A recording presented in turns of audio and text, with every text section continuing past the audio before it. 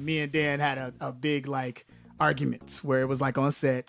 Kel Mitchell is revealing one of the biggest fights he had with Dan Schneider.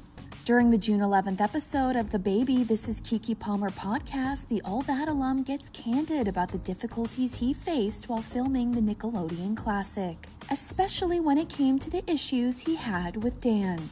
And they left us with the head writer, to Dan Schneider, right? So he's writing, and so me and him kind of bump heads a little bit because of the direction of how the characters were going, right? Yeah. And so I was just I don't know if I'll dig this, dig that, right? And I remember there was one point where he was upset because I was like, okay, well, let's try it you guys' way and I'll try it my way. And the characters, and what would happen was the writers that were rooting for me, when we would try it my way, we would get the laughs, and the other way it wasn't working. The 45-year-old then explains everything came to a head one day on set, allegedly leading to a heated confrontation between him and Dan. And I remember we had me and Dan had a big argument where it was on set.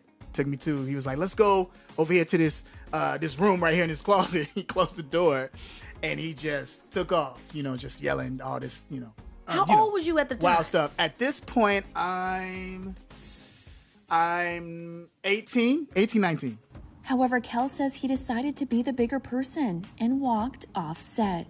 And so he says this, bop. And so being from the Chi at this point and being now an adult at this point, I had a decision to make. You know what I mean? I was just like, okay, either we gonna fight or either I'm going to leave. And so that's what I did. I left the situation.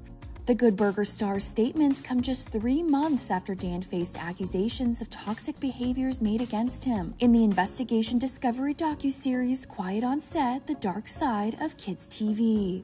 The former Nickelodeon producer has since apologized for his behavior, though he denies he was complicit in the abuse that went on, and is currently suing the producers of the docuseries, alleging they portrayed him as a child sexual abuser. Telling E! News in a statement last month, "There is no doubt that I was sometimes a bad leader. I am sincerely apologetic and regretful for that behavior, and I will continue to take accountability for it. I have no objection to anyone highlighting my failures as a boss, but it is wrong to mislead millions of people to the false conclusion that I was in any way involved in heinous acts like those committed by child predators." E! News has reached out to Dan regarding Kel's comments, but has not yet heard back.